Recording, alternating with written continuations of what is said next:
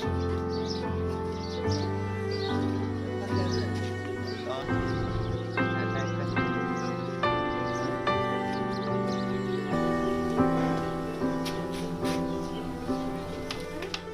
मुझे पहले तो गुस्सा आ गया कि भाई ये तो इस बच्ची में मुमकिन ही नहीं कि इसमें HIV पॉजिटिव का कोई किलो। मैंने उसे कहा कि भाई ये क्या मजाक कर रहे हो आप हमारे साथ कि इसको HIV होगा।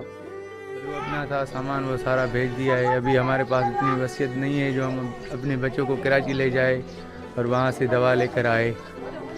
जो हमारे पास गहने थे, सोना था, वो सारा भेज दिया हमने। नमस्ते।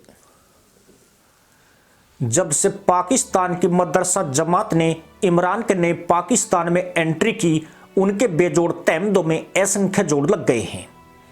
कंगाली में महंगाई और गरीबी की एक और मार ने आवाम को रोने को मजबूर कर दिया है।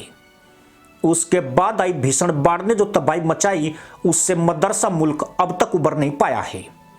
और अब हालत यह है कि तहमद उतरकर टोपी की जगह आ गए हैं।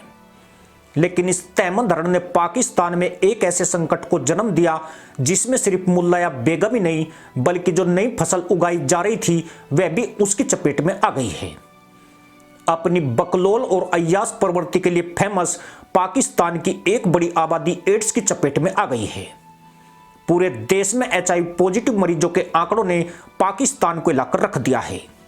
यही नहीं, इन आंकड़ों के सामने आने के बाद पड़ोसी मदरसा मुल्क के खाते में एक और उपलब्धि जुड़ गई है, जिसके बाद एड्स से संक्रमित देशों में पाकिस्तान सबसे ऊपर पहुंच गया है। मदरसा मुल्क में एड्स बम फट चुका है और उसने तबाही मचानी भी शुरू कर दी है। अस्पतालों में अफरा तफरी है और हालात बेकाबू होने के आसार बन गए हैं। बीते 2 महीनों में एड्स से संक्रमित 63,202 मामले पंजीकृत हुए हैं, जबकि साल 2019 में यहां 2 लाख लोग एड्स की चपेट में थे।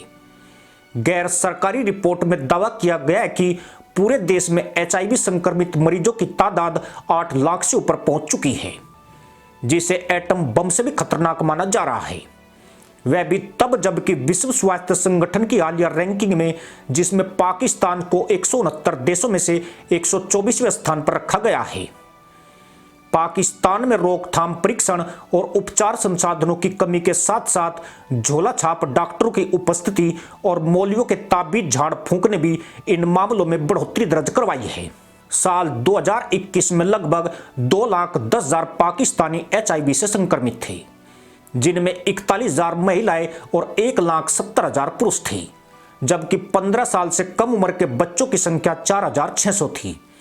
लेकिन इस साल यह आंकड़ा 8 लाख से ऊपर पहुंच गया है। मुझे घर वाले के टेस्टिंग थी, उनके HIV निकती, तो मां पांच टेस्टिंग कराई, मुखे भी ज़ाहिर थी। मुझे नंढड़ी खीर दाई थी, उनकी भी टेस्टिंग कराई, उनके भी HIV ज़ाहिर।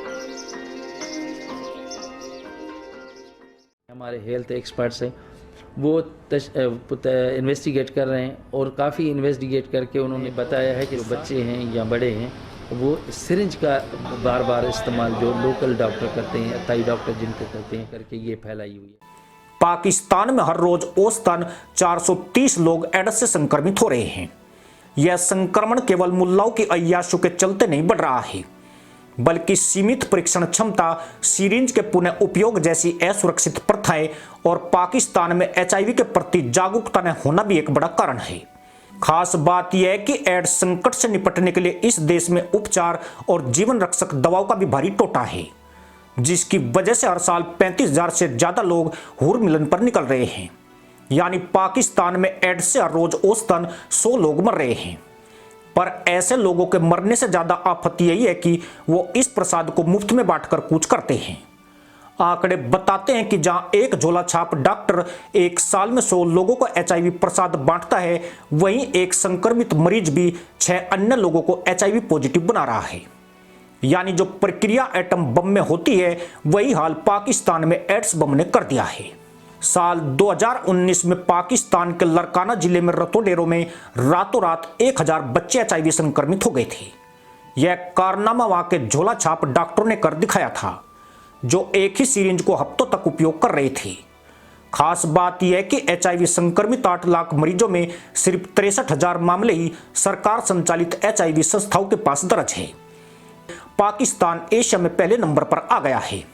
पाकिस्तान में साल 2000 में एड्स के पंजीकृत रोगियों की संख्या महज 200 थी। यहां एड्स का पहला मामला 1987 में सामने आया था। 2016 में करीब 16,000 लोग इस बीमारी से पीड़ित थे, लेकिन 2017 में यहां एक साथ 20,000 से ज्यादा मामले सामने आ गए और पाकिस्तान HIV संक्रमण के मामले में एशिया में दूसरे स्थान पर पहुंच गया।